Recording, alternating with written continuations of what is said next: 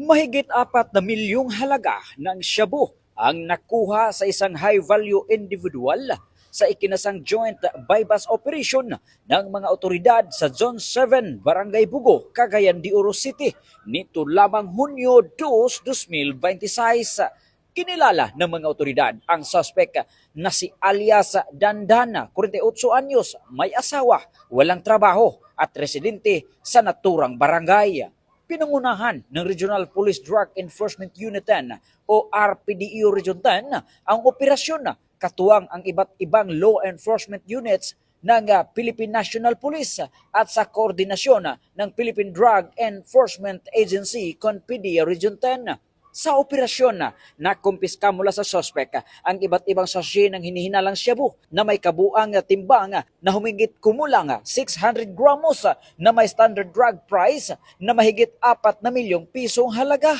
Bukod dito, na-recover din ang isang weighing scale, cellphone, mga lalagyan ng hinihinalang shabu at marked money na ginamit sa bypass operation. Dinala na ang suspect sa Maharlika Custodial Facility habang isinailalim sa pagsusuri ng Regional Forensic Unit 10 ang mga nakumpiskang ebidensya.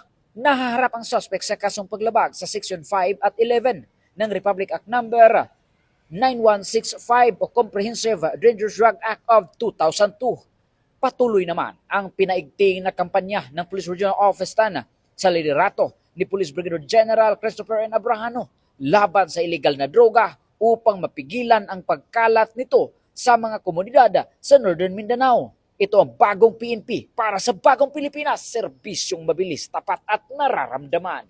Mula dito sa Campo Alagar, ako po ang inyong Police News Network correspondent mula sa Regional Public Information Office ng Police Regional Office 10, Corporal Joel Lazaro Subsuban, alagad ng batas, tagataguyod ng balitang pulis.